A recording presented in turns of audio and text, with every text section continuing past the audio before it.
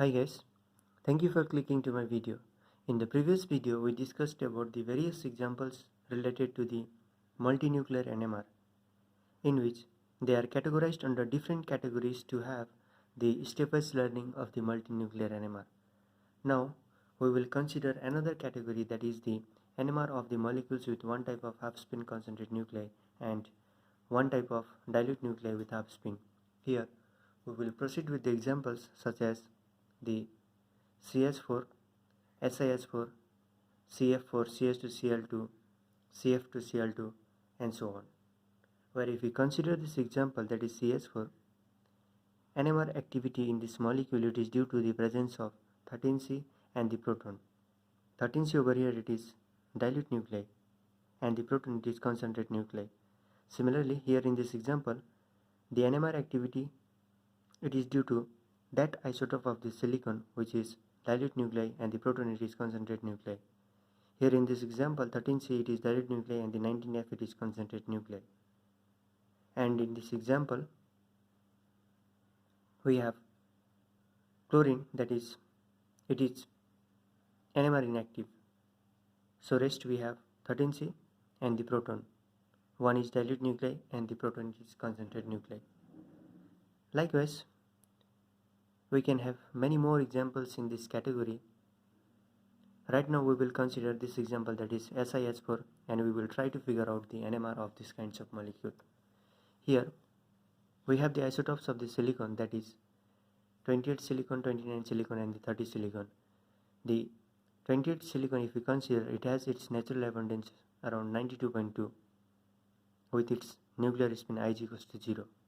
So this 28 silicon, that is this particular isotope of the silicon, it is NMR inactive.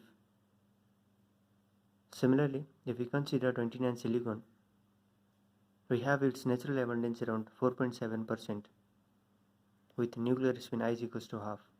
So this particular isotope of the silicon, it is NMR active. And we have 30 silicon, it has its natural abundance around 3.1% with its nuclear spin I is equals to 0. So this is also that kind of isotope which is NMR inactive. So if we consider the NMR inactive isotopes of the silicon, that is 28 and the 30 silicon, we have its natural abundance around 95%. So we will get the NMR active isotope of the silicon, that is 29 silicon, which if we round up, we will get around 5%. So rest we will have around 95% isotope of the silicon, which is NMR inactive. So in this molecule, if we see this molecule in such a way that this molecule will be split into two parts, that is, in one part it is 95% SiS4 and another part we have 5% SiS4. In this 5% SiS4, that means we have that isotope of the silicon which is NMR active. So here the proton will couple with this isotope, that is 29 silicon, and we will get the doublet signal.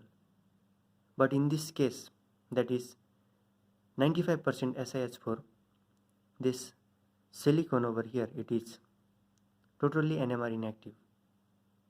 But in case of the proton, if we do proton NMR, we will get the signal in the NMR spectrum. That is, the NMR spectrum we will get for this 95% SiS4, it is due to the proton only. So we will get the singlet signal of 95% as like this over here. That is singlet signal we got. For this 5%, now proton will couple with the silicon. When you do the proton NMR, we'll get the doublet signal, which will be around this singlet signal like this, 2.5% to this side, 2.5% to this side. So together with it will make a doublet signal around this singlet signal of 95%, this doublet signals, they are called satellite peaks. Now this satellite peak, it will be always, that is, the satellite signals will be always there in the NMR spectrum of the concentrate nuclei. So we will consider these kinds of satellite signals. Another example where we have this CH3Cl molecule, as we have already discussed that this chlorine over here, it is NMR inactive. Rest we have 13C and the proton, which are NMR active. So in this molecule, here also we will split in such a way that one side we will have that isotope of the carbon which is NMR inactive, and in another side we will have that isotope of the carbon which is NMR active, and the proton, it will couple with the carbon. So we will get the doublet signal. So first of all, we will consider this 98.89%, that is the abundance of 12C, what we have already seen before. So this CH3Cl, that is 98.89%, around 98.9% we will get the singlet signal in the NMR spectrum. It is due to this proton only over here. So the peaks will look like this. And rest, this 1.1%, it is the abundance of 13C over here in this molecule. Now this proton will couple with this carbon and we will get the doublet signal surrounding this singlet signal of 98.9%. that will be seen as like this over here. So it is 1.1%, this doublet signal, 0.05% to one side and 0.05% to another side. Together with this, we will get the 1.1% doublet signal, that is doublet satellite. With this, we will consider some questions in this concept, that is satellite signal. Here we have this question that has been asked in the NET December 2016. The expected number of 19F NMR spectral lines including satellites for XCF5- is option A 2, B21, C3, D1. They have given the abundance of 129 XC, I is equals to half, is equals to 26%. That means this 129 XC, it is NMR active. So we will take this molecule, that is XCF5-, and we will split this into two halves, that is 74% to one side and to other side we will have 26%, in which this xenon, it will couple with the fluorine when we do the 19F NMR. Now from this 74%, when you do the 19F NMR, we will get the signal due to fluorine only.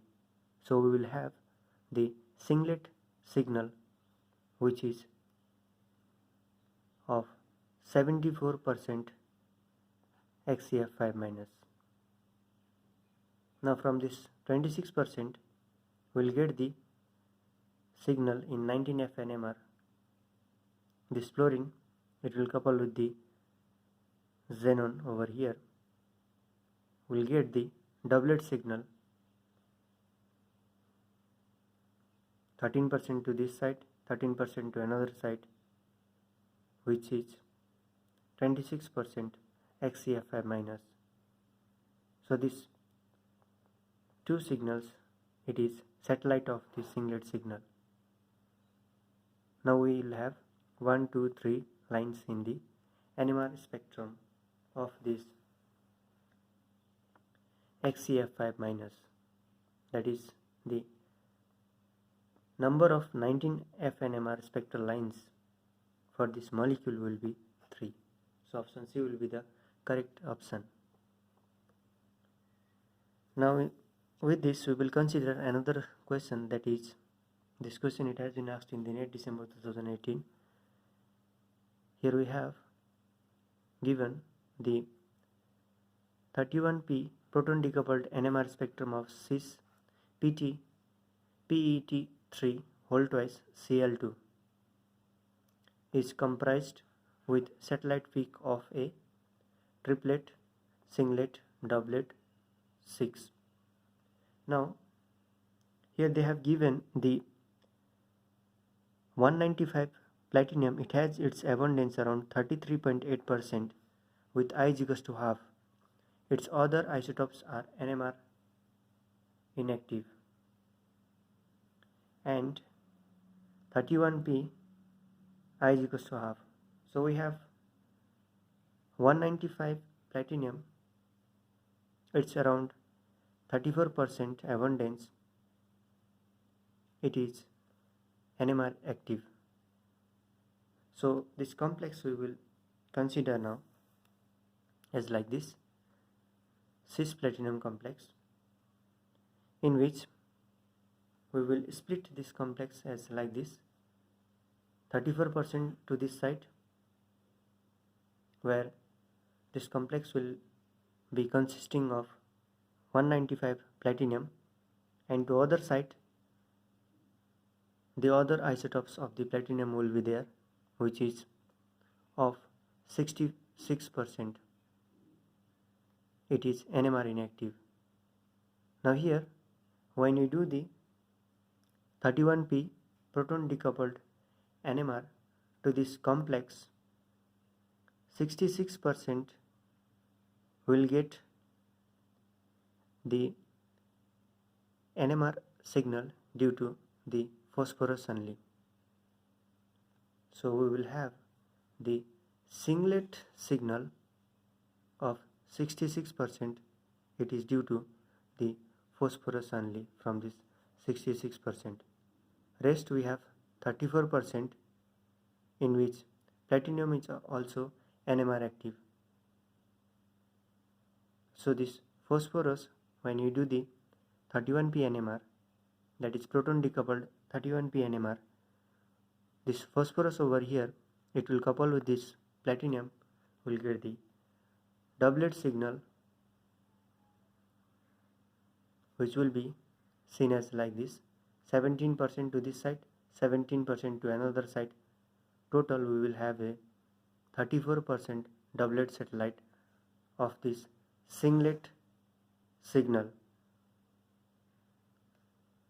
So we will again go to the question, that is the 31p proton decoupled NMR spectrum of this complex is comprised with satellite peak of, they have asked the satellite peak of,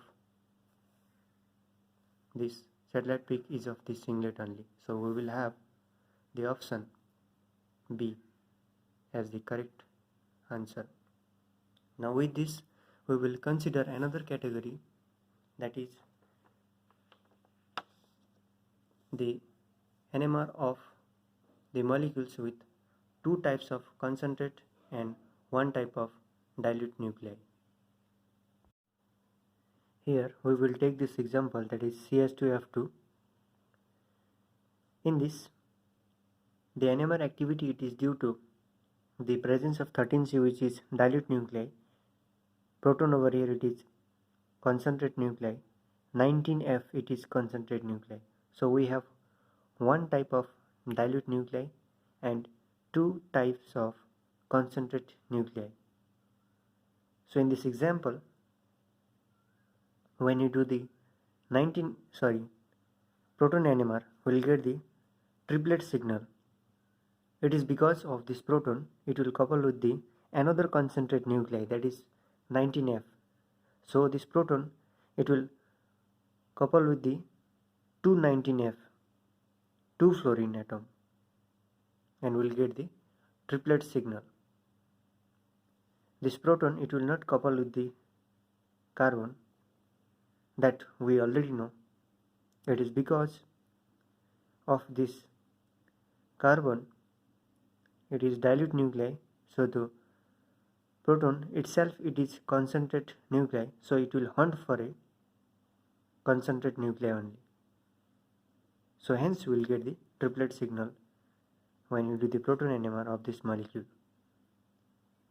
Likewise, when you do the 19F NMR, we will get the triplet signal, as this fluorine it will couple with the 2 protons in this molecule, will get the triplet signal. Now, when we do the 13C NMR, we'll get the signal that is triplet of triplet. It is because this 13C, it is dilute nuclei. Now, this dilute nuclei will couple with the concentrate nuclei, but the concentrate nuclei will not couple with the dilute nuclei, that we already know. So, this 13C, it will couple with the 2 proton, will get the triplet signal, and it will again couple with the 19F. So we have 2 fluorine over here, will get the another triplet. So 13C NMR signal will have a triplet of triplet. If we do the proton decoupled 13C NMR, will get the triplet signal. It is due to the 2 fluorine, that is the 19F, concentrate nuclei 19F. So we have 2 fluorine. When you do the proton decouple, so we'll get the triplet signal. Likewise, when we do the fluorine decoupled 13C NMR, we'll get the triplet signal due to this 2 proton. Now, coming to this point, triplet of triplet signal, we can represent them as we have already studied this splitting of the signal. So this triplet due to proton or fluorine may look like this. So we have triplet signal, that is 1:2:1 intensity ratio. So from this each signal, it will again further split into triplet signals as like this. Triplet is from these signals of the triplet. So we have 1:2:1 new triplet. Similarly here also 1:2:1 another new triplet. Likewise here also we'll get 1:2:1. So when we multiply this 1 into 1, we'll get 1 intensity over here. Similarly 1 into 2 will get 2. 1 into 1 will get 1. So we have the triplet coming out of this signal. It will be having the intensity ratio of 1:2:1. Now moving towards this signal over here, we have 2 into 1, we have 2 here. 2 into 2 will get 4, 2 into 1 will get 1, 2. So we have the intensity ratio for this particular triplet as 2:4:2. Likewise here 1 into 1 will get 1, 1 into 2 will get 2, 1 into 1 we have 1 over here. So we have the triplet signal at the extreme site as having the intensity ratio of 1:2:1, 1:2:1, and the inner one we have 2:4:2. So like this type we will get the triplet of triplet signal in the 13C NMR with their respective intensity ratio. Now we will consider another category, that is the 6th one, where we will see the NMR of the molecules with 1 type of concentrate and 2 type of dilute nuclei. Here we will consider this example, that is TMS. In this we have silicon along with 4 carbon and 12 hydrogen in it. Now the silicon over here, as we have seen already that 29 silicon, it has its natural abundance around 5% with its nuclear spin half. So this particular isotope of silicon, it is NMR active. So the silicon over here in this molecule, it is dilute nuclei, and the 13C, it is also dilute nuclei. The proton over here, they are concentrate nuclei. So we have 2 nuclei, they are that is two types of nuclei. They are dilute nuclei and the one nuclei, it is concentrate type of nuclei. Now when we do the silicon NMR, we'll get the 13 lines. Since we know that this silicon, it is dilute nuclei, so it will not couple with this carbon. It will have its coupling with the proton only, as because this proton, it is having its natural abundance very high, around 100%. Being silicon, that is 29 silicon, which is NMR active isotope, its natural abundance 5%, it will not couple with that isotope which is having its natural abundance 1.1%. So it will couple with that nuclei which is having its natural abundance 100%. So as we will get this silicon's NMR signals as 13 lines, it is known as tridecaphlate. Now when we do the 13C NMR of this molecule, here this carbon, it will couple with the proton only, as because this proton over here, it is concentrate nuclei. Since this proton and the silicon, they are attached via single bond directly to this carbon, but the abundance, that is the natural abundance of the proton, is very high than that of the silicon, so it will directly couple with the proton. So since this carbon, it is having 3 protons surrounding it, so we'll get the 4 lines in the 13C NMR spectrum, that is quadrate multiplicity signal.